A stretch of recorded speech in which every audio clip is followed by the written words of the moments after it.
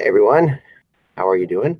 Welcome back. Is this Mark Tardif or real Buddy Cloutier? I know, my most popular hat on today, but because we're going to be talking about a team from the province of Quebec. There you go. Exactly. Yes, the team from the province of Quebec. Yeah. Okay. Russ sent me a note last night regarding like a download of some a live Yes album that I guess just came out, and the download, the music quality of it is so good. I mean, and you know, and you know, I'm of the mindset now. I've come to the age where there's very little new music that I listen to, and now it's like I'm trying to discover some stuff that I didn't listen to during my like I liked Crowded House 10 years ago, but I didn't really get into Crowded House until like 7 or 8 years ago, and now I have like 25 songs on my iPod, like that type of thing. Right. I've rediscovered new bands. Well, Yes is one of our favorite, all of our favorite. Well, I don't know. Here's the thing, and Eck had brought this up a while ago when Crazy Neil Young had that high def machine and nobody else had it. But this is now a website, and they've been around for a little while, but I had sort of ignored them, called HD Tracks, right? And so when you download them, they're all in high bit rate, and you can, and I downloaded like an AIFF format, and you can make like, your own sort of like little mini master CD. I haven't done the CD part yet, but the difference is, like, I'm a live music guy. Like, I don't care if you remaster a studio album. I don't care about any of that because I heard it the way I heard it, and that's the way I like it. The exact opposite, right? Like, Mike, you're yeah. No, well, let Russ finish. Just hang on. Continue. Finish. Sorry. But when you listen to this actually brings you closest to what a live music show is at your home. And the thing is, look, I have a feeling 20-year-olds don't care about this. I know they go to concerts, but I don't think they care about live albums the way we used to care about live albums. And back in the day, like Yes Songs was probably the best live album in 1972 that there ever was. And I got to tell you, ARWs, if you get it off of this website, is the best live album out. Send me this. I want to check this out. It's funny because I actually, there's a funny story about the quality of music for a second, because I think it was called Pono. Pono was the Neil Young player. I actually have one. I actually do have one. I don't remember the whole thing. Yeah, I have one of them. And it is bizarre. It just plays a very high definition. It's like a high definition iPad. And the idea is that people of this generation, and anyone under probably 30, doesn't understand that all the music you listen to on your phone or anywhere you're listening to streaming is all being compressed, right? It's being compressed greatly. Now, that doesn't matter as far as the emotions of performances and stuff like that go, because it's just that, you don't really hear that. And if all you ever listen to is that, like we grew up on, I'm saying, I had this debate with my wife the other day. I said, my daughter and our son they're growing up on horrible sounding music that just sounds like all like tinty and compressed to me. Correct. And yet she pointed out that we grew up on cassettes, which were far worse than compressed music. So it's cassettes were out of convenience. So what we did was, to get better sound, was you did the recording yourself. You did it off an album, and you bought the highest fidelity cassette you could because you knew the companies were using crap. But even albums were not the quality of compressed. Yeah, no. I see. Something really interesting about vinyl. I know there's the whole vinyl thing. I understand the vinyl thing and everything that can be reproduced with. Let Peter go. Go ahead, Peter.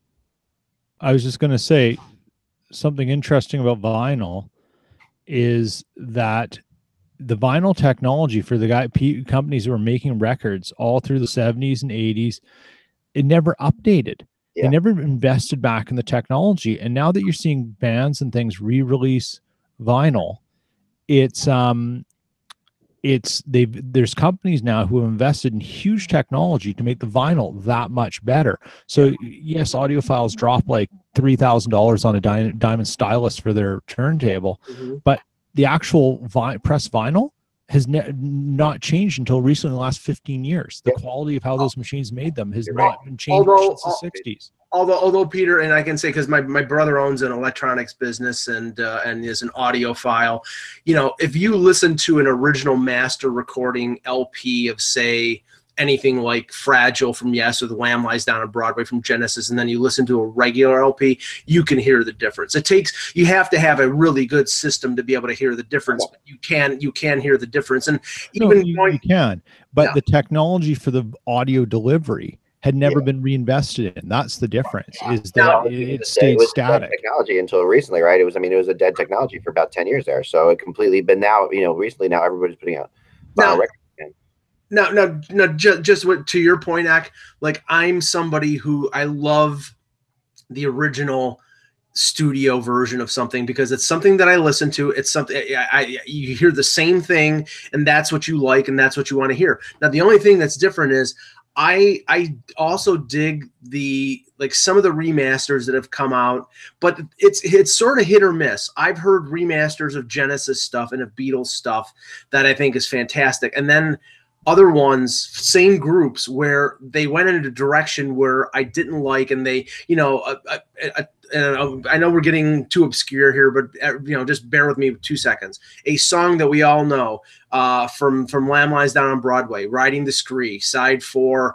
There's a great crescendo of all different instruments coming together to the point that it almost blew out one of my brother's speakers when I cranked it because it was just so loud and so emotional and so so much bass and everything. And if you listen to it remastered, and if you listen to it where it's been altered, it loses all of its feel. So that stuff, that's what I don't like. What I do like is a little alternate versions where you hear other instruments or the voice brought forth a little bit. I like that. Well, remastering is a really complicated thing, and there's a lot of different ways to do it. There's what we saw for years were remastered, where they would take the stuff and they would see, because there's the recording process and the mastering process are two totally different things, right? So when you record an album, you record it, you mix it, and then you master it. Those are three things. So mixing it is after you put all your instruments down on various tracks, the engineer mixes it. Then you end up with something. Then from there, you take it to a mastering studio, because what happens, the original reason you mastered an album was because, like our last album that we did with 7 different producers in 12 different studios. And what ends up happening is all the songs, when you put them together side by side, they don't sound like they belong to the same band, because they're all mixed by different people in different studios.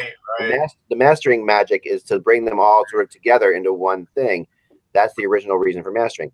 So mastering technology is improved by leaps and bounds. So you can go back and you can take the original finished mixed album of, like, say, Sgt. Pepper's, and remaster it, and you can get a much better sounding record. You can also just take that final mix and put it through some software now on your iPhone and get a better sounding record. I mean, things have changed so much, but the real key to the real art was the most recently redone Sgt. Pepper's album. If you heard that is off the charts. What they did is they went back and he actually took the original tracks and put them through, 2010 preamps and things like that. And he remixed the entire album. He remixed the entire Sgt. Pepper's album, putting it through modern day technology. So the drums, which you never hear really on Sgt. Pepper, which was always Ringo's big problem with Sgt. Pepper, the drums now are phenomenal. They sound like this is all these are just, the Beatles. They were muddled before. They were sort of, these are just the beat and the bass, to connect the bass and the kick drum, which is like something that all music does now. But back then was really hard to get that, the bass and the kick drum to connect to sound like one instrument almost. It was impossible. But this new Sgt. Pepper, it'll blow your mind. And he also did it in mono, which is awesome. So, and I know that sounds weird, but the Beatles didn't record these albums in stereo. None of them were in stereo. So they didn't the concept of, like Pink Floyd records an album in stereo because they do all these things. The Beatles, a lot of those stuff that came out later was put into stereo, fake stereo, and released, but they didn't record them that way. So if you don't record an album in stereo, it doesn't make sense to put it in stereo, because you didn't make it. So we'll just have this sounding on like when I record an album, I would often say, okay, we'll have this little sound in the background. It'll be in your right ear, or whatever, that kind of thing. There was nothing like that. The Beatles didn't do anything like that. Everything had to be down straight up the middle in mono. So if you want to listen to something amazing, I totally recommend, and it's on YouTube or whatever. Look for the 2018 Sgt. Pepper's mix. It's just okay. I'll check it out. Yeah, and I have to say one more thing. The fact that we now, and it's not the highest sound quality, but I know that I've been to concerts in the last few years with my phone and just recorded on the same voice recorder that I've recorded, you know, press conferences, and had unbelievably, you know, really good quality sound in terms of recording music as compared to some of the bootlegs that I hear from the 70s. Where I think, you know, some guy had a tape recorder strapped to the inside of his thigh. You're recording in digital, you know, you're recording onto a digital domain like right away, you know. Yeah. I mean, you know, if you go back to the band that started it all, live recordings and made them accessible to everyone. There is a live music archive of tons of bands, but the Grateful Dead are up there, and you have your plethora of concerts and shows to pick from of any era of them, and there's way more bands there now. And I just put something in our little chat here, but if anyone wants to look for it, it's on YouTube. It is hands down the greatest non-professional audio recording that exists today. And it's Pink Floyd live at Oakland Coliseum, May 9th, 77. You've got to listen to this. It's legendary. It's the Animals tour, and mixed in with a little bit of Wish You Were Here. And it is stunning. You'll never hear, you can't even believe that someone managed to pull this off. Show how archaic things were back then. Like that tour, and I didn't get to see it, but like they had like floating pigs and stuff, and people went crazy over that. I have a cousin who is now a very famous. I shouldn't even say he's in the public eye. He went to the Wall show at the Nassau Coliseum. Oh yeah, remember they only put the Wall was only performed live, I think 2 places or 3 places. LA, Nassau, Montreal, and London. Right, and that was it. So he went to the Nassau one, and with all those, you know, floating pigs and everything like that. Yeah. And may have accidentally dropped some acid, and he ended up in the you know, in the halls of the Coliseum, thinking the world was going to come to an end. So it was kind of crazy, like, I mean, but to get back to one little quick thing about quality, so I have a Pono player, which is Neil Young's player, and I downloaded some music, a Taylor Swift, because that's what my daughter likes, in full resolution. Right, so which you don't hear on an album, or you don't hear anywhere else. It's just because Taylor Swift released this on Neil Young's website about the full resolution of this, and only there. And through really incredible headphones, not just like earbuds, but real good headphones. And I played it for my daughter to see what she would think of this. You know, like, I'm like, you've never heard this before. I told her, you've never heard anything like this before, and she was blown away by it. Like, she really was like, wow. She said, she heard parts, she heard different things. So there is something to it if you're younger to actually to try this at some point to find a better quality. Not that it's going to change the emotion. And I've got terrible concerts that are some of my favorite recordings. I mean, terribly recorded concerts. We all have bootleg recordings that are some of my favorites. And I don't care about the quality. I just, because the emotion is right there. Actually, here's a funny thing. So like I saw on this website, they have the Ramones all cleaned up, and I didn't want to buy the Ramones all cleaned up. Yeah, right. And so my final thing on this whole thing, and we'll move on, is what's really interesting, I think, is the debate between live and recorded music, that like Russ on one side and Mike on the other, and that whole thing. And I've always been, as a musician who's been involved in recording both live albums, and I've recorded many studio albums. Studio albums, this is what I equate it to. Studio albums are when your whole family gets together and you wear like white shirts and jeans and go to the beach and they take a picture of you. Right. And it's a great photographer, and you all look, you know, everybody's hair looks perfect. Everything's the scenes, everything can be touched up at the end, you know, in Photoshop and all that stuff.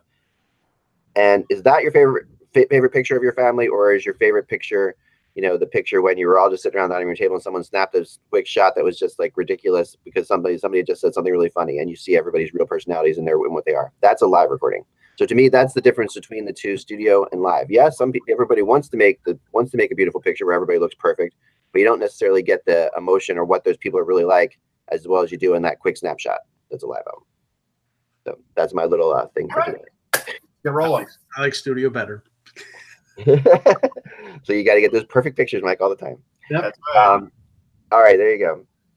Never know what's real. Okay, here we go. Hockey World. Let me do this for people because this has been a long one. Here we go. Here we go. You got to pull that off, yeah. All right, we are live. Hello, Hockey World. It's Monday, September 24th, 2018. I'm Michael Agello, and how about those Buffalo Bills? Hi, Peter Tessier. And yes, the Bills thumped the Vikings. And how about Wheeler and Scheifele then? I'm Russ Cohen from Sportsology. I'm Eklund. You're watching the Hockey Buzzcast on Hockey Buzzcast. Really, who we should have on today is Kevin. I mean, the Lions beat the Patriots. For crying out loud. Yeah. I mean, that's it. But the league's horrible. I don't even want to talk about it. Yes. Let's just go into hockey, please. Remember, without the buzz, it's just hockey. Good night. No. Right. See? No, we are the podcast that comes to you at this time, or not sometime during the day, but usually around now. We're early today because of a couple of the schedule situations, but we're usually at 1 o'clock in the afternoon, and we're going to fill you in on the comings and goings in the hockey world. So let's jump into today. We have 2 teams we're going to talk about. So I think we should just jump into them because they are not easy teams to talk about, and they have a lot to them. And I don't have any other really big hockey news. I mean, we had things happening over the weekend. Well, anything else you guys want to share first? Go ahead. Couple things. All right, go ahead. I just mentioned before the show started to Russ that Josh Ho-Sang, who's a well-regarded prospect, a kid with a lot of talent, got sent down by the Islanders. And this is this was somebody who some people thought would get a second chance once it was not Garth Snow and Doug Waite, and maybe that Lou Lamoriello and Barry Trotz, he'd get a fresh opportunity. But Russ, I don't know. He's got so much talent, but there's a lot of other stuff there that I think I don't know whether he's ever going to get a chance with the Islanders. Well, I disagree. Like I was on New York radio last night, and I brought up Josh Ho-Sang because I wanted to bring up that subject. And I'd seen him play once live and a couple of preseason games online. And I said he's not going to make the team. I don't think he's going to make it because what's happened with him is, as far as speed goes, he's the fastest guy on the ice. Like it's unbelievable how fast he is. His stick handling's great. He gets over the blue line. He gets into a corner. He's Alexei Kovalev. He doesn't know what to do with the puck, and he can't finish. And those are the things that I brought up that told me he's not going to make it. And they gave him a chance. They put him with some good players. He just doesn't know how to finish at the NHL level. And that is a big deal. And so I looked at that and I said, this is Josh Ho-Sang's fault. It's nobody else's fault because now Trotz is a new coach. And if you know anything about Barry Trotz, he doesn't care what happened in the past. He doesn't care about contracts. He just looks at a player for what he is. So I trust Barry Trotz. Yeah, I mean, I agree. I think that doesn't this feel like the guy who will lead the Seattle Thunderbirds to the Stanley Cup in 2021? I mean, I'm just saying. I don't know this feels like what we talked about with Marchessault. Like it doesn't feel super fast. Can do a bunch of things. Yeah, but there's been a lot of guys who have been super fast in this league. Oh yeah, no, this is a lot of things. Actually, he reminds me of Alexander Daig, like that. And then there's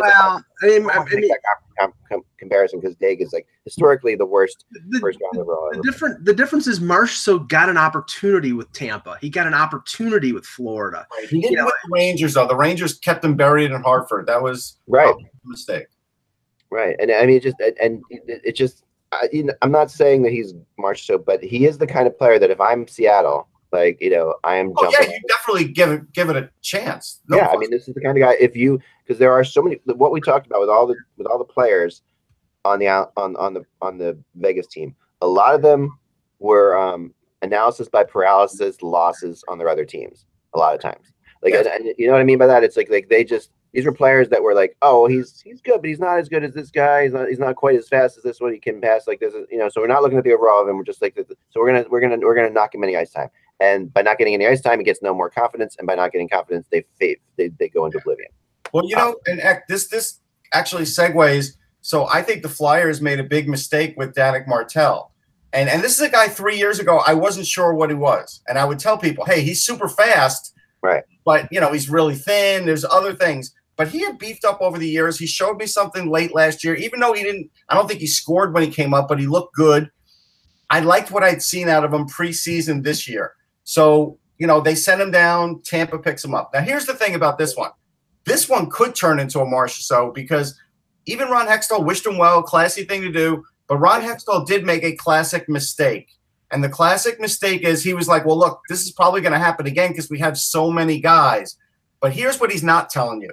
if you remember, there was a couple of games ago where the younger team went to, I think it was to the island, and he didn't like the way they played because they sort of played a little soft, right? Yep. Remember, they didn't play came right out of the box. Yep. Up to Flyers standards and whatever he was talking about that day. I think that's what he held against Danik Martel, and I think that's why Martel got sent down. And another team like Tampa looked at it and said, hey, we need a guy like this. This is like a secondary scoring kind of guy with speed that we could drop on our third line and cause some problems. And he could even play a little penalty kill if you want him to, and can be a little bit of an offensive threat. I'm not saying he's going to score 50 points, but I'm saying for Tampa, he could get 25, 30 points. Now there were a couple contracts signed on the weekend. One was expected, but the other one was an extension that was sort of out of nowhere. I'll start with the Miles Wood one. He was one of the 4 restricted free agents not signed. He agrees to a 4-year deal at $2.75 million per. Now, there's a little discrepancy here because he completed his ELC and he signs a 4-year deal. And the reports are, or at least I saw the Cap Friendly had him as an RFA. I think he's a UFA at the end of this 4 years. I think he's a UFA after the 4, yeah. Yeah, and if that's the case, they didn't buy any unrestricted years, so that's why the amount is so reasonable. But I think that this is sort of like a statement that the Devils are not big believers in Miles Wood, because otherwise they'd want to get him signed for longer. I agree. Now, here's the funny thing. Like, this is what the Devils actually wanted, and they won what they wanted with this strategy. Miles Wood's happy because he said, hey, the Devils saw long-term in me, and that's why they signed me to a 4-year deal. And I'm thinking, hey, dude, I get long-term 4 years. It's not that long-term. Like, there's 8-year deals in this league. So he sees it one way, I see it another. But the problem with this team is Josh Harris seems to still be doing huge things with the Sixers, no problem spending money there. And believe it or not, if I didn't look at this with my own 2 eyes, the Devils have $15 million in cap space. They have more cap space than the Islanders do. Yeah. And this seems to be a strategy. Now, is this a strategy for next year's offseason? Maybe. Maybe Shiro's going to be a big player in it, and that's what they're doing. But as far as for this season, to me, they didn't spend like you're supposed to spend in a metro area team to keep up with the Joneses. Or they're saving their pennies for Taylor Hall's new deal. That's next year. Like, he's already being paid for this year. I'm just saying, going into this year to have that much cap space with the season starting doesn't make sense to me. Does it make sense to you, Peter? No. Doesn't make sense to me. I mean, yeah, it doesn't.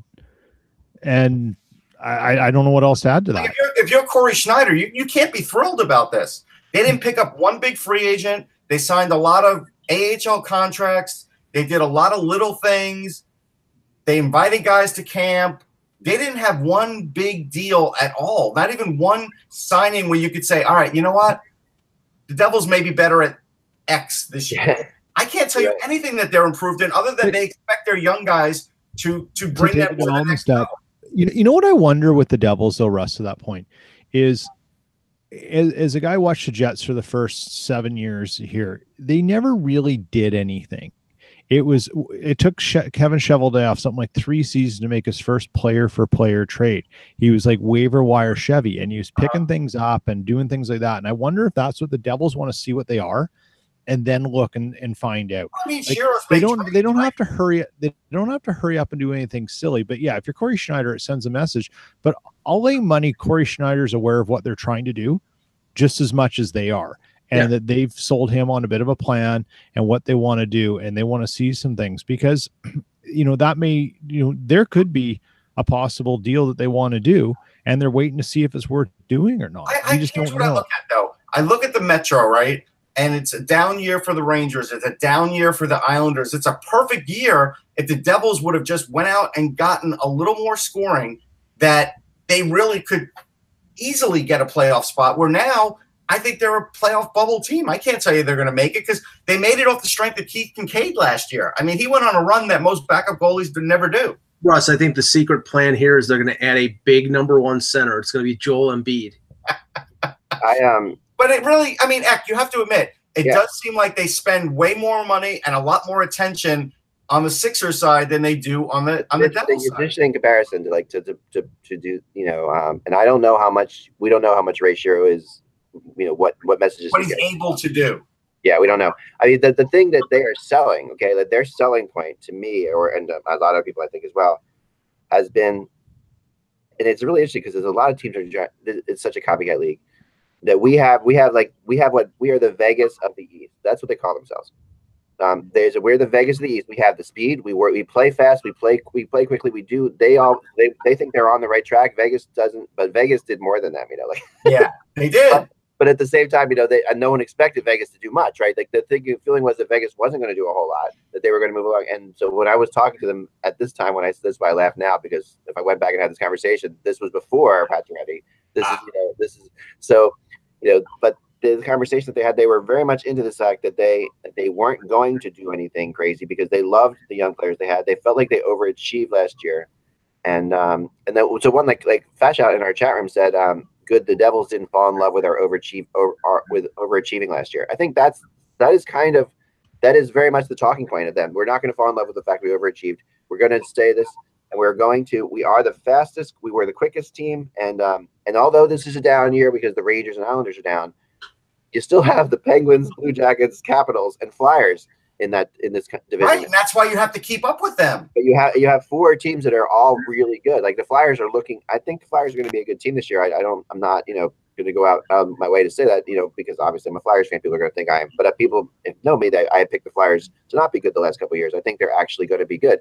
The top three, though, Columbus, Washington, and Pittsburgh, are all good teams. There's no question about it. Right. So you're the Devils. You're basically saying with those three teams, with our group of youngsters, we're going to be good as either the Stanley Cup champion, the team that just lost by a hair to the Stanley Cup champion, and the Jackets, who are loaded. Like, it's crazy. Right.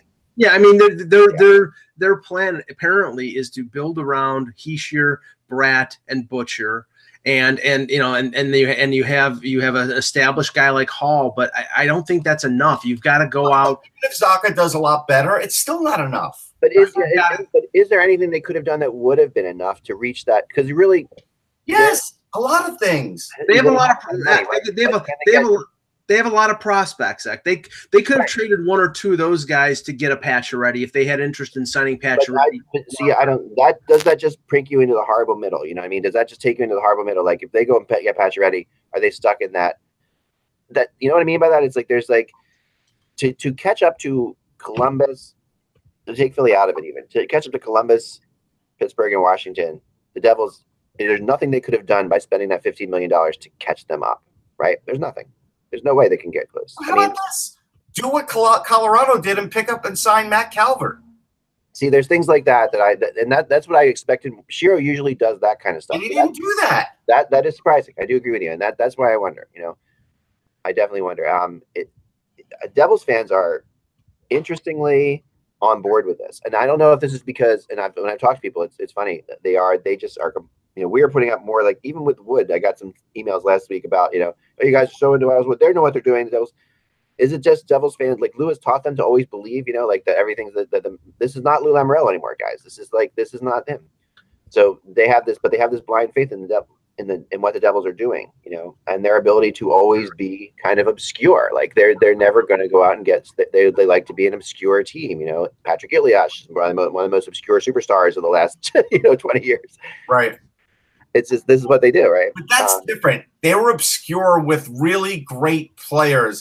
Yeah. They have a couple of really great players, and then the rest, like even Damon Severson, could have had a lot better year, but John Hines completely changed his role last year. Yeah. So his offense went down. Offensively, where's it coming from? Well, we'll save the more in detail analysis on when we do our preview of them probably sometime this week. But the other signing, and we'll save Byron's signing for our Montreal preview because it's part of it. The other interesting thing was Robbie Fabry getting hurt again, Russ. Now, I don't know if it's anything of a serious nature, but, you know, I think part of the optimism about St. Louis was getting Fabry back, along with, you know, obviously the acquisitions of O'Reilly and Bozak and the young guys like Thomas and Kyrou. And there was talk about them moving on from Fabry because he was so injury prone, but his value is down because of that. And if he's hurt again, I mean, it's really, I mean, he's got a lot of talent, but if it's hurt another time, that really hurts his future. But it seems to be, and I retweeted a tweet yesterday, like a muscular issue in his hip. They were quick to say it is not his knee or not a knee situation. But I think we all know knees and hips, you have a problem with one, you could have a problem with the other. And this is my worry because Fabry's a speed guy and he needs that core to be really good. And this could be a derailing thing for him. Like, we don't know the severity of it, so I'm not going to speculate. But when I saw that he just got injured, that was bad enough. Yeah. No, just him getting injured just sends cringes through, every St. Louis Blues fan because – and I mean, when we had our early picks, and this is why we have early picks, I picked them to be top because I was like, Fabry, if they get Fabry back, that's a huge pickup. Yeah. That's enormous, right? So, yeah, that's going to be a tough one. Let's move on to Montreal, okay? Because Montreal, the Montreal Canadiens are always a great topic on this because, Mike's a big fan. I'm a big fan. Mike and I are always on the side of the Canadiens. And, yeah, I think that we're going to Yes, I bleed blue, blanc, and rouge. Yes, I dug deep on this one because this team is fascinating when you get into some of these numbers. Okay, these numbers. So it's a train wreck. They don't tell the same story though, which is interesting. I'm going to actually shed light of optimism on the Montreal Canadiens today, guys. Okay. All right, because I know that's the unpopular thing to do, but I'm going to do it because I really do believe it. So let's start right off the bat here. Their goals against per game. Well, remember Montreal finished, out of the playoffs and they had a horrible year, but we know that last year. But let's get into some. Their goals against per game were 26th in the NHL. That for Montreal Canadiens team is ridiculously terrible, right? And especially a team that has the best goalie in the NHL in many people's opinions, Carey Price, who was hurt, of course, on and off, but still 26th in the NHL, 3.22 goals against average. And the crazy thing about that is that their save percentage was a team .903. That save percentage number is nuts. I mean, we got to stop. Go ahead. Bring up a picture on Twitter of the Flyers' new mascot. It's unbelievable. This is the Oilers launched the worst mascot ever. Flyers my beer. This looks like a relative of Cookie Monsters that they never talk about, like that uncle that you haven't seen him in 20 years because he hasn't shaved and he hasn't. We're stopping the Montreal Canadiens. Yes, team in the NHL for the Philadelphia Flyers mascot. I'm telling you right now, this is. It looks like the poop emoji. That's all right. Hold on. Send me a link. I'll pop it up here. I'll send it to you right now. Unbelievable. And his name is Gritty. Oh, jeez. Gritty. Oh boy. And his brother is Grindy. Actually, just you know what? What? Just to throw myself out a window. What are you gonna say, Russ? Just no, there's no link. Oh, here we go. All right, I got it. Just anything, yeah. I got it. This is you interrupt. It better be good because you interrupted by Montreal. No, trust me. And there's a worse picture than this one, but use this one. UP is just going. I'm going to have that guy for lunch. Okay, wait a second. So this is just this. Hold on. So this thing you sent me. Oh, I got it. I got this picture. All right, hold on. You know what it is? It's animal on acid. Oh, my son's gonna love it. It is. Right. All right. Okay, I'm getting there. All right, here we go. Gritty. Oh my God. Crazy. Boy. Sabretooth and Carlton the Bear have nothing to worry about in the first thing that comes to my head is where is Sean Tilger? All right, okay, so here we go. Sorry. That's an it looks like the Scotty Hartnell meth. Like it's unbelievable. Maybe this is where Scotty Hartnell ended up. Maybe this is Scott Hartnell. This is because we wondered what was happening with him, right? Oh boy. All right, the Flyers introduced a new mascot. Here we go. Boy, this was like they did this. Did they do this at City Hall? Where the hell is this? Yeah, and here's a picture image that you can pull up. That's even more. We're in Meta World. Sorry, what happened there? Okay, here we go. Don't talk, anyone. There he is. My God. I like him. I think he's. Of course you do. I think he's fun. All right, pull up this You know other what? That picture. basically sums up what people think of of a Philadelphia fan base. Like just these crazy googly-eyed maniacs Put who are up this picture probably that I just red-haired gave you. stepchildren. Like it's perfect. Go with this other picture I just gave you. It's even more horrifying. Oh my God. He looks possessed. Yeah. He looks like he's going to assault children. This is Marty- terrible. This is just bad. This is really bad. If Marty Feldman was a furry mascot, it would be Gritty. Oh my God. Now we know what Robert Englund went when after he finished Freddy Krueger. Actually, he's on the Goldbergs. This Twitter is amazing. Did X sign off? He got scared off by Gritty? Hello, children. Like, this is better than like a live Carlson trade as far as I'm concerned. I want to thank Gritty for interrupting the positive spin on the Montreal train wreck, because I can't see any positive spin for Les Habitants because they're going to be a crap show this year. And so one of the things I saw over the weekend at Twitter, I can't remember who did it. It might have been Eric Engels, but I don't think it was. It was someone else. And they were talking about Kotkaniemi. I got to say that right. Sorry, and they're talking about what they should do with him. You guys interrupted me. I'm going to interrupt you because I have a special announcement that someone wants to say something about this. Okay, so he's not quite sure. I mean, are you kind of without words? Yeah, I don't know. Beaker's not so sure about this mascot. He's a big fan of.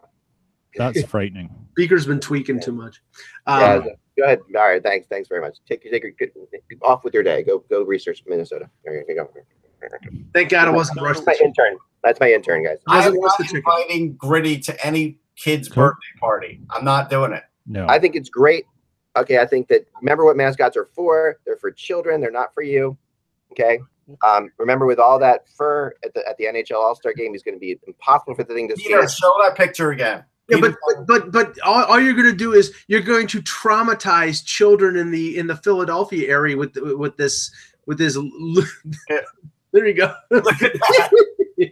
Okay, all right. Let's begin this. There you go, folks. So, all right, that was all right, Grady. Can I continue my Montreal thing? Go ahead. All right. Thank you. Boy, that was really tough. That was tough. That's tough to come back from. We're gonna try. I'm gonna try my best. All right. So, like I was saying, the crazy thing to me about Montreal that is really hard to imagine is that they were that bad defensively, and yet here's the nutty stat about the Montreal Canadiens. Their power play was 12th in the NHL. Would anyone have guessed that? No. Yeah, but I mean, why would you guess that? I mean, we all think that, and they're scoring. They were 20th. Okay, now that 20th is not good, but that means there were 11 teams that were worse at. No, I wouldn't have guessed that either. No, but the problem is, Zach, is that 60% of that power play, the best 60% of that power play, is gone. Shea Weber is hurt. Pacioretty has been traded, and Galchenyuk has been traded. So where's that power play this year? I mean, I'll let you go first and talk about the positives about the Montreal Canadiens, but that should last about 5 seconds because this team is a trainer. Cake, and you ate all the icing off it, and he came down to cut himself a piece of cake, and there's nothing but just cake, and you took all the icing. You're a horrible human being. Go ahead. No, come on. I mean, for them to have 11 teams that were worse at scoring, I think is something. Because I mean, we look at how bad they were and how terrible they were, and they were actually worse defensively. Now, they had the worst save. They had the 25th worst save percentage in the league. They had the worst shooting percentage in the NHL. All right, so their shooting percentage was the worst. Even though they were 20th in scoring, the worst shooting percentage in the NHL. Mm-hmm. What is shooting percentage? What does that tell you? Is it bad luck? Is it lack of snipers? I mean, there's always debates about shooting percentage, what it means, right? But to have the worst shooting percentage in the league and still be 20th means that you're getting chances. That means you're getting opportunities to score and you're not burying it, right? Yeah. So that's snipers, or is that great goaltending? Is that bad luck? Is that weird circumstances? Montreal's offense, which is so horribly maligned, probably shouldn't be as horribly maligned as I've been doing, because there are teams that are worse offensively than the Montreal Canadiens. And they added, and I think Domi is going to do what Gallagher did at least. Like, I mean, not what Gallagher did. I mean, Domi's going to do what Galchenyuk at least. Okay. I don't think that's going to be, I really think that is at least going to be, you're going to at least see that from Domi. You're going to see something for that. And I mean, another year of Victor Mete. I like Met. I like him a lot. He was a rookie last year. You got to get more out of Alzner for sure. You have to think Alzner's going to be better than he was last year. And picking up Niemi as a backup last year at the end of the year, remember Niemi was pissing off Canadiens fans because he was winning some games for them. Niemi is a great backup. Price, from everybody I've talked to, Price looks amazing so far in preseason. It looks like he's totally zoned back in. Oh yeah, I'm not worried about Carey Price. But if you just get up from the 25th worst defense in the league to, like, say, the 15th, and you can get your scoring to maybe the 15th, suddenly you're not as horrible as we all act like. Montreal could be the worst team in the NHL. I don't think they can be the worst team. We've got the honey, now let's have the vinegar, because right now, I'm sorry, the only positive about this team is Carey Price. If Carey Price is healthy, he will win them games. But in a way, that's a negative, because if this team is truly in a rebuild, which I think that some of the deals that they've made over the last few months is indicative of, Carey Price winning you games hurts you in terms of getting that top draft pick and being in the Jack Hughes sweepstakes. They'll probably be finished in maybe in the bottom 10, but not in the bottom 5 to really have a good chance to win. But anybody who misses the playoffs has a chance. Okay, that being said, they get Tatar in the deal from Vegas for Pacioretty. I think he's more of a roster filler than anything. Drouin is a very good offensive player, where the decision-making process of the Habs of putting him at center has finally been realized as being completely and utterly stupid, and they've moved him to the wing, and that's good. But I don't know if Max Domi is a center. We'll find out, although we won't find out in the preseason. Probably make the team, Mike. Kotkaniemi is apparently playing well, and he's going to make the team as an 18-year-old. I don't know if that's a good thing. There are some good players there. Brendan Gallagher is a worker. A guy like Paul Byron, who just got signed to a 4-year contract extension. He was an extra guy in Buffalo. He was an extra guy in Calgary. It was a good waiver pickup by the Canadiens, and he has done well there. He scored 20 goals last year. And there's some hit or miss guys. I think Joe Armia has got more to give. I've always liked De La Rose. I don't know how effective he's going to be. The problem here is there's not enough there. Weber is out till January. They don't have enough scoring. They've got players playing out of position. They have some young players, but this has all the signs of being a train wreck. And especially with the pressure of the Montreal fan base on them, maybe their expectations are low. Maybe this is like Toronto in 2015, 2016, where the fan base realizes this team is in a rebuild and they're not gonna eat their own. But I have a feeling the Habs fans, when this team struggles, are going to be having pitchforks and for Marc Bergevin and Claude Julien, and I don't know whether they make it through the season. Yeah, I look at them and I say, boy, Victor Mete is your number one. I like Victor Mete. I don't think I think they're playing him in a spot that's just not exactly right for him. But they don't really have many choices because they've traded a lot of those away, right? So you look at their 6 and it's like Mete, Petrie's good, Alzner's good, Jordy Ben's pretty good, Schlemko, Juleson, we don't know what he'll do. Bottom 6 isn't great. I like Charles Hudon's shot. Skirback, maybe a little something. This is probably a team that comes in 24th or 25th. Yeah. Here's the thing. If you're a negative thinker of the Habs, and you do that, I saw this great Twitter discussion on that you keep Kotkaniemi up for 9 games. Let him see what happens in the first 9 games. Right. Then you send him back down. Okay. You let him go do some World Juniors. You let him have access and take those things away. And the reason you should do this is exactly what the Jets did with Scheifele. Mm-hmm. Exactly.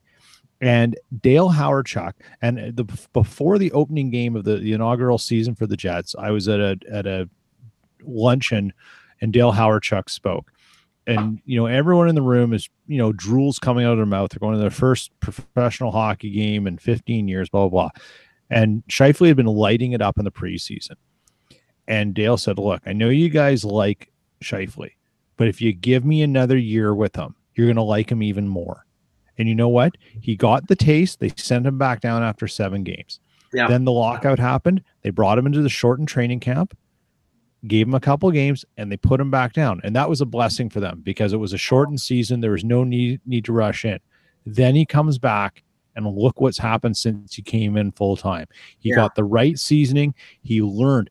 Now the kid is basically a student of hockey. He's gone completely all in on health initiatives and stuff. He lives for it. Let the Habs season is done before it even got out of the gate. They don't have Shea Weber to maybe January. There's no reason to burn a year of this kid's life and his deal when you could develop him right and take your infinite resources that you have money for and work with him and trickle it down to him so he can come back and be your franchise center. But it's not going to happen by just burning him out in this gong show that they have. No, here's the problem too. I was going to say, like, let's say they're matching up against Pittsburgh or St. Louis or the Flyers. Yeah. Like, their top 3 centers are Domi, Deneau, and now if we're going to count Kotkaniemi in that, like, they're going to get killed. Do you want an 18-year-old fresh out of the SM Liga to go up against Tavares, Matthews, Bergeron, Eichel? It's stupid. It's absolutely stupid. Even if he's ready. I'm not a big fan of them bringing him in right now either. I'm just saying, all right, so Eck, if you don't bring him in, it's Domi, Deneau, and Plekanec. How are they going to match up the middle against these teams? They can't. That's Domi. Come on.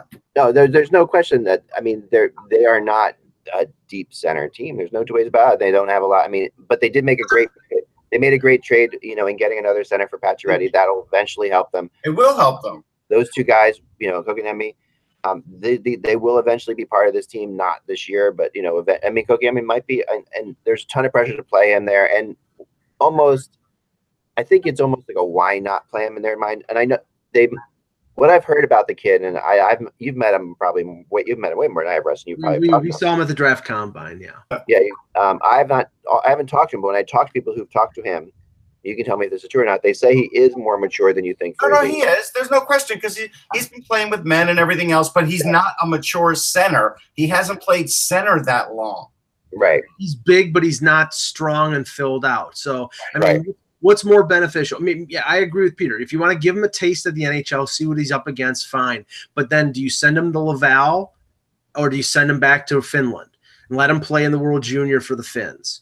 I mean, he probably could play for the World Junior if he goes down to the AHL, and he has the option, I believe, to go to the AHL because, he was in Europe when he was drafted, so they have that flexibility to do that. But I don't know whether him playing in the American Hockey League is beneficial.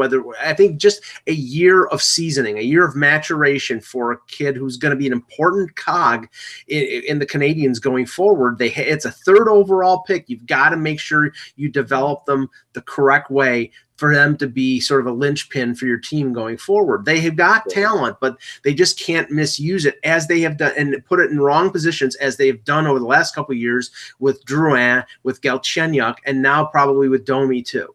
Do the same thing that Columbus did with Pierre-Luc Dubois. Do the exact same thing. Don't do what Florida did with Jonathan Huberdeau, which was brought up in the chat room, which is correct because he took a big step back before he got back to where he should be because he was rushed. No, I agree with that.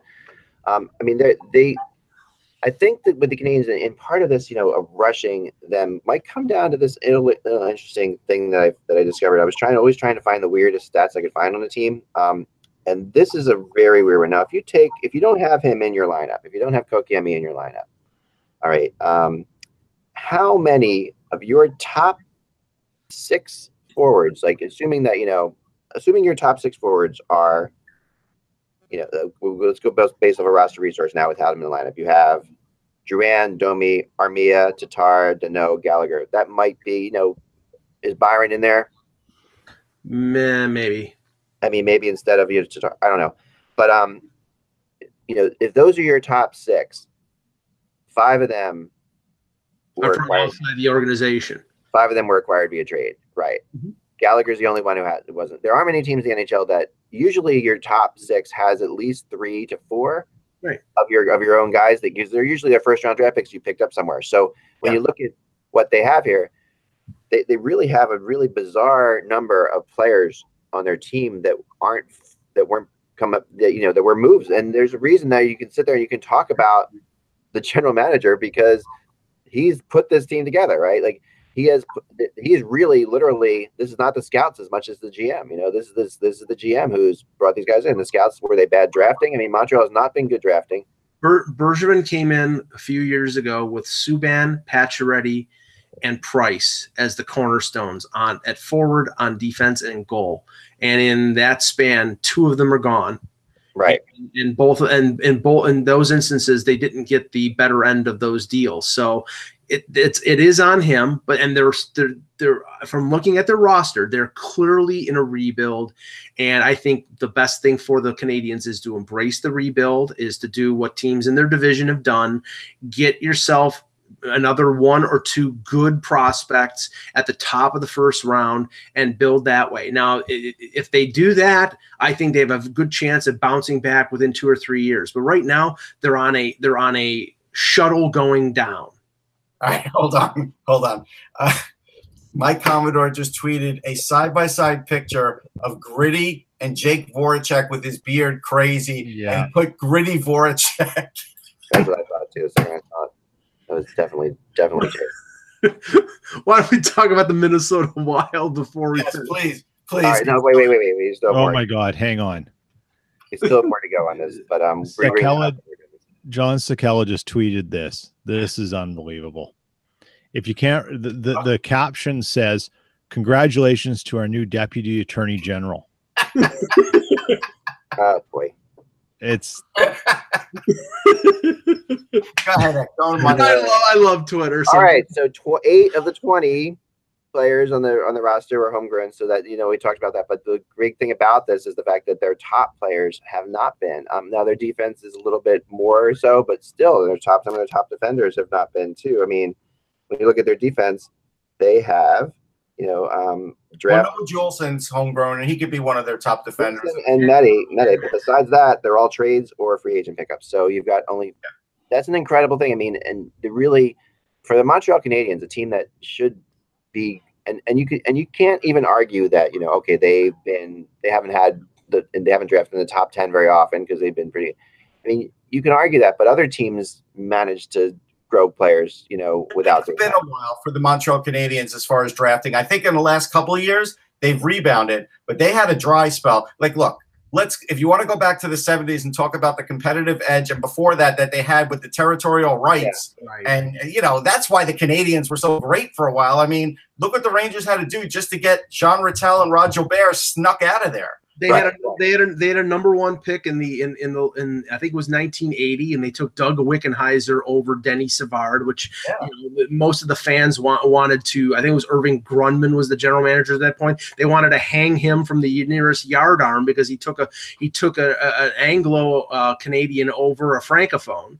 I mean, but that happened again later on, where they took Carey Price over Gilbert Brûlé, which was at the time it happened was also the same kind of thing, like where people were freaking out about them. That's fair. Oh, that's fair. Although I think, again, I don't know what Doug McLean was thinking when they took Gilbert Brûlé. I like him, and I thought he should have been a top 5 pick. But I would have taken Carey Price over Gilbert Brûlé, no matter what, no matter how good he was in juniors. The Canadiens had the option. The Canadiens had the option to take Brûlé or Price, as I remember it, right? And they Brûlé is a guy who just never lived up to it. Well, he had injury problems. But to get into it, so where they were drafted, to get down to it, they have 6 players from the first round, which is low. Like, we've been doing this thing, you've seen it, like 11, 12, 13 players in the first round. They've got 6. 4 from the second.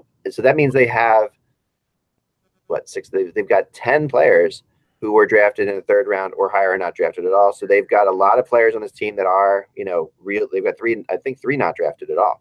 Yeah, so, but most of those players are, like Hudon and Lehkonen and Sherbak and Delarose. They're 3rd, 4th line guys on their team. They're not occupying main positions. Like, as you illustrated in the top 6, you said 5 of the 6, and only Gallagher is the lone guy. So I mean, again, it shows. Wait, I can't. Show it again, Peter. put it Show up. it again. The evolution of Jake Voracek. Oh, that's amazing. Yep. Oh my Brent God. Burns is finally thankful that he's no longer looked at with all those photos of evolution. I'm going to give the Flyers credit, but we'll get back to that in a second. All right, so let me finish this. Now, where are they from? Because people have really been telling me they like this whole, like, what country are they from? Where are the Canadians from? And remember, there was a long period of time where the Montreal Canadiens had a lot of Americans on their team. Yeah. How many do you think they have right now? 3. How about 1? Yeah, because Matt Pacioretty's gone too. Yeah. Yeah, so Jeff Petrie is their only American Wow. on their team. I put in Victor Mete and originally in the blog because I mixed up. I apologize. We fixed it because they were they're defense partners, but Mete is obviously Canadian. Yeah. So 14 Canadians are actually Canadian. 14 is a large number, a really big number, a really high number. And that they have 4 players from Finland. This is the most Finnish team I've seen so far, which is really interesting.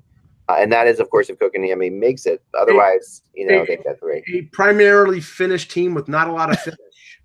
Yeah, but the thing about Finnish teams is about Finnish players is they generally are very responsible defensively, right? So this is a team that should help them in this whole thing. If you want to make the argument that the team defense can improve the overall defense, there's a possibility of that. Yeah, and I think it would usually come from the center position, and I don't know if it's coming from there. That's the only leap of faith I can't take. Yeah, no, totally. Do we have time for Minnesota today? Yes. Yes, let's do it.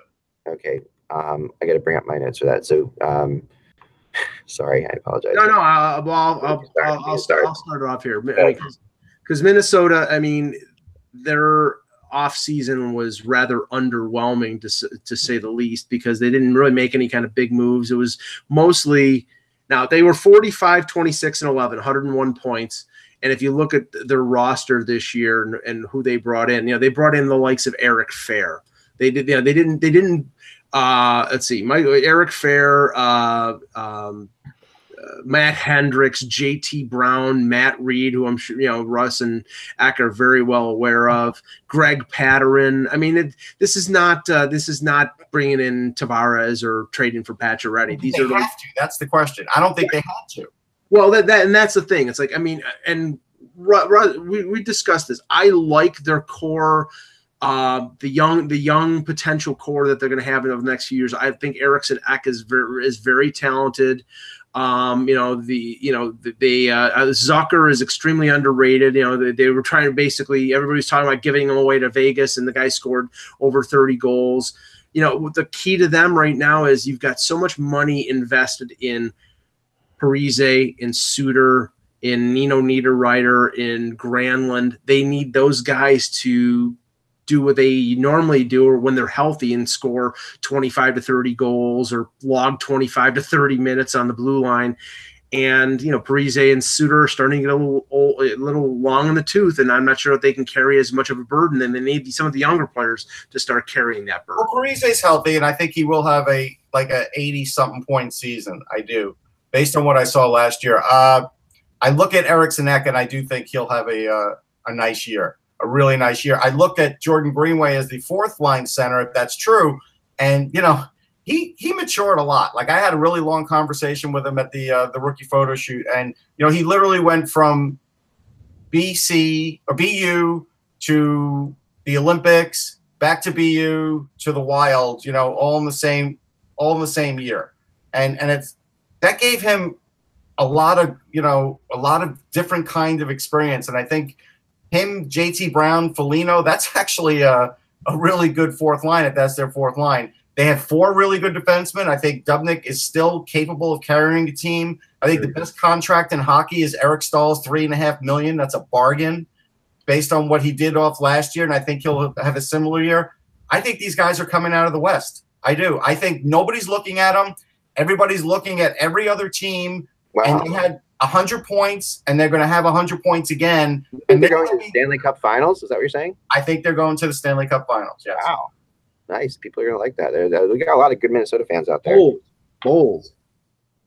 What do you think? What do you think? Luke Cunnin is healthy, too. He's a guy that's going to slot in somewhere. Peter, you saw this team. You saw them lose to the Jets in 5 games. What do you think of them?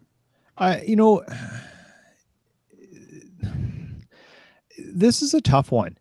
The Wild have a lot of interesting pieces, but their core duo is Parise and Suter. And if those guys aren't giving value, the trickle down for the cap space and what they take hurts the rest of the team.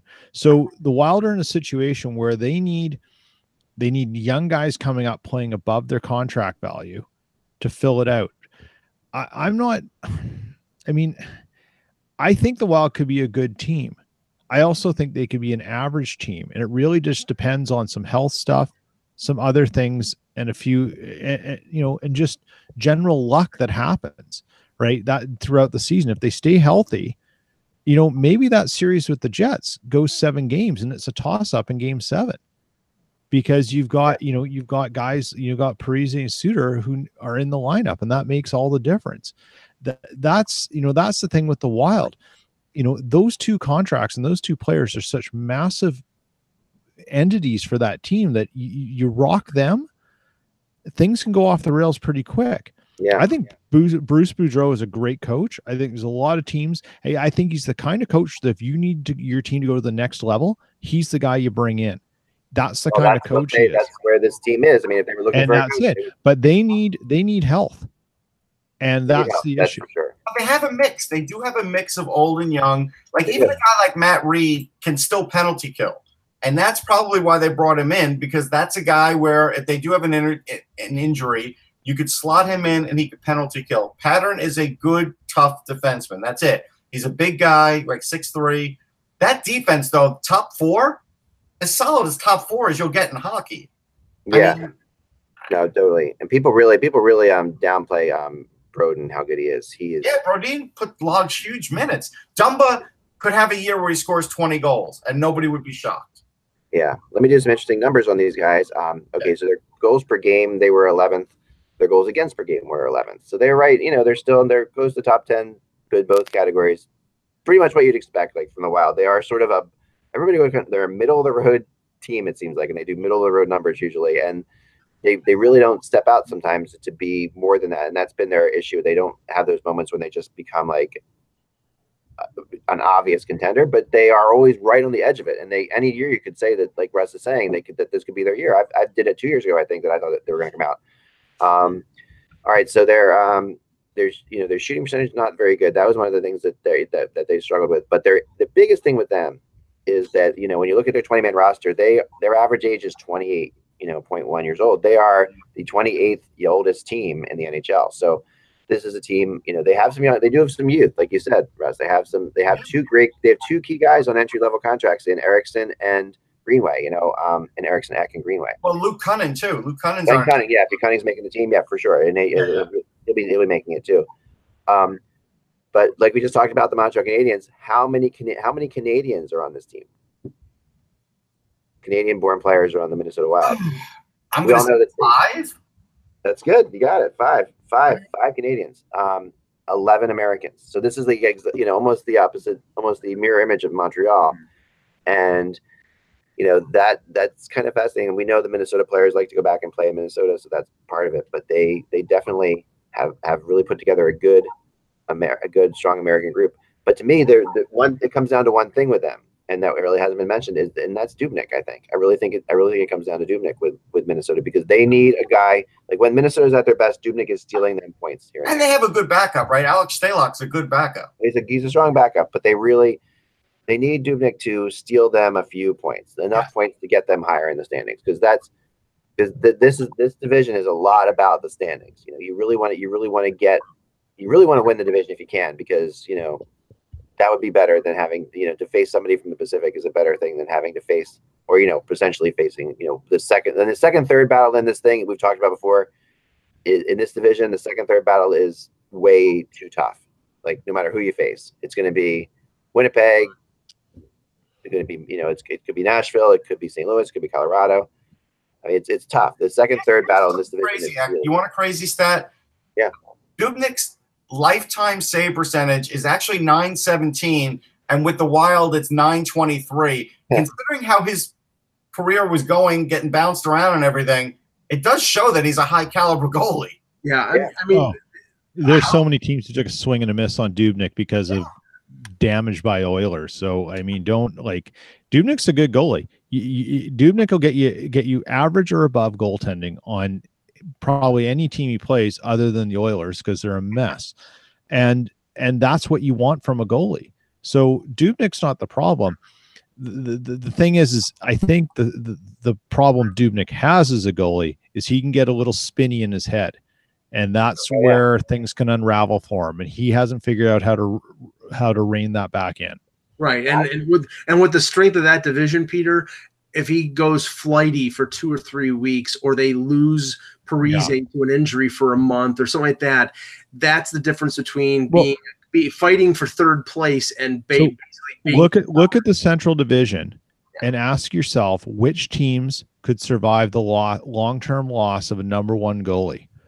Not Chicago, not Winnipeg, maybe Minnesota, maybe not Dallas, maybe Nashville with their defense. Nashville, not Dallas. Mm-hmm. Colorado could. 2 out of the 7. Yeah, you're right. You're right. Like so this is like if you out of 5 teams, if you had a significant goalie injury, they're going to be on speed dial. They better have Steve Mason's agent on speed dial right away, because it could get really ugly for them. Well, Michael Hutchinson was placed on waivers yesterday and didn't get claimed. So interest to that point, there was a lot of chatter in Winnipeg when that happened about, hey, pick him up. That relationship's over. Jeff Hamilton of the Winnipeg Free Press talked about, he did a nice little Twitter summary of why it is done and everything. And even though Hutchinson's fiance lives here, she owns a very successful bakery here. He actually lives about 6 blocks away from me. Nice neighborhood, but not glamoury. He calls Winnipeg home now. Winnipeg's his home because of his wife, his fiance's here. That ship sailed with Winnipeg. He wanted out. This is his last chance to make really get a deal, and I'm surprised no one's picked him up. I mean, it's $1 million, maybe a little higher than some teams want to spend on a backup, but I don't see why you wouldn't. I think he's going to get picked up. Somebody will pick him up. I think it's just a matter of teams want to see. He'll sit out there for a week or 2, and then he'll get picked up. Could the Flyers? Once he clears waivers, he's assigned to their minor league camp, so he won't go through waivers again. No, that's true. I think you're right. You don't go through re-entry waivers. So we'll know today, right? We'll know today if he gets picked up. No, he was unclaimed. Nobody got claimed. Okay, all right. Well, there you go. I mean, somebody could still trade for him. But still, like Peter said, if they try and call him back up, then somebody could grab him.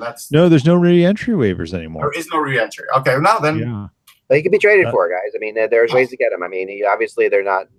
They would trade him. I mean, they would much rather trade for him than have him be picked up by somebody. So. It's the kind of thing that's it's timing on when they put him through the waivers. They were pretty good. I mean, there's another time they could have easily gotten snatched up. He's too good a goalie to be in that situation right now. But I think the big question on this team, if there's one question on this team, Minnesota, it is will Boudreau make it through the year?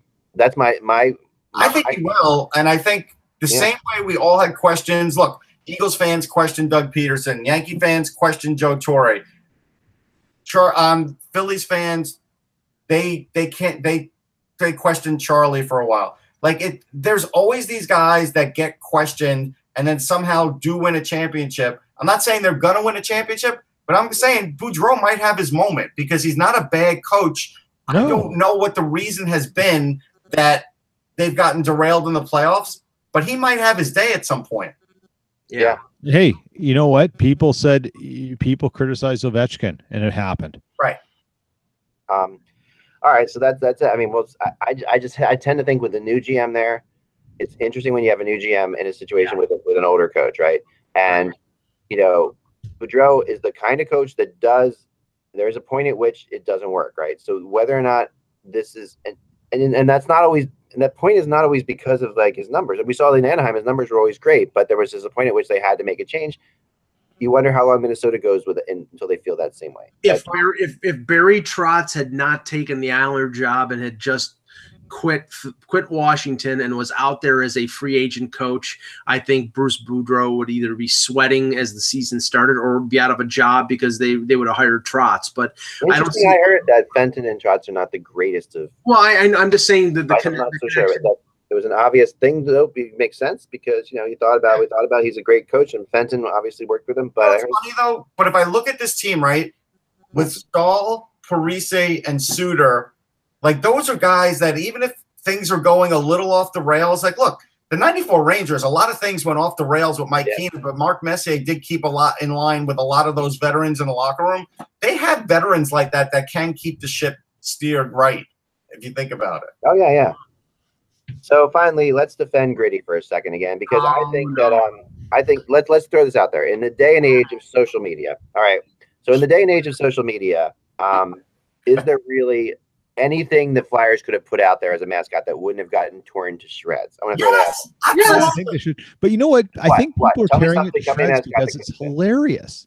Like, it's not bad. It's just hilarious. I think they could have put out an orange flamingo, and people might have made a flamingo joke, but it would have gone away quickly compared to this. This is going to live on for a while. Like, this isn't. But for all the right reasons. What's the Oilers mascot's name? Lynx. Yeah, you got me. All I know is I think you could have put out an orange and black version of the Philly Fanatic, and it would have gone over better than this. All right, I was just about to say that. Let's look at the Philly Fanatic for a second, okay?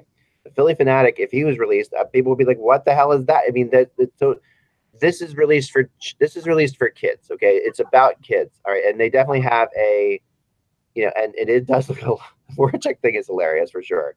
It really does. There's no question about that. But this thing looks like a molester with the bulging eyes.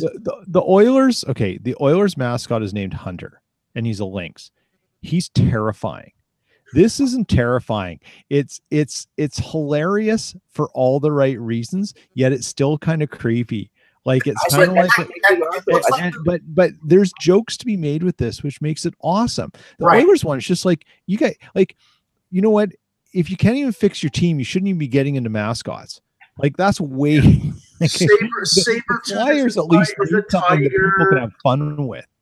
Carlton the Bear is this nice polar bear. I mean, all right, here's and Peter uncovered this act in his bio. Gritty likes hot dogs. And we already know the Flyers have too many dollar hot dog nights. Like, it's just which means there'll be a lot of gas at the arena with the dollar. The dollar hot dog nights are that they have dollar hot dog nights in like 4 EMTs places. Like, don't strike a match. Speed dial at any minute. But I'm just saying. I think we have to have an episode ranking going through all the mascots and just say, like, we got to do it, guys. We have to. In the summer when we have time to kill. Oh yeah. It'll be hosted by Kermit the Frog and Beaker. Will host. Or no, during the All-Star break when nobody wants to watch the game. Here's the thing: you could have painted Jason Kelsey from the Eagles orange, and it would have been a better mascot. Well, Mike Commodore's got red hair, and he looks like they're sort of like. I just think there's no winning. I'm gonna say with the Flyers, there's no winning this. Okay, this is social media. There is no mascot that could have really. It couldn't be for a better fan base, though. That's the thing. Flyers fans are creative. They're funny. They like to have a laugh at things. If this was in Toronto, could you imagine? But look stupid enough to do it, Peter. But look at the mask. Look at the mascot from the Expos. Doopy is a better mascot than this. Not much different than this guy. I mean, the difference between the two of them is minimal. Youppi is friendly looking. All right, Youppi. You want to know what the difference is? Youppi looks more educated. Okay. Guys, I got to run here. Okay. All right. Okay. Remember, without the buzz. Remember, without the buzz, it is just hockey. We will talk to you tomorrow.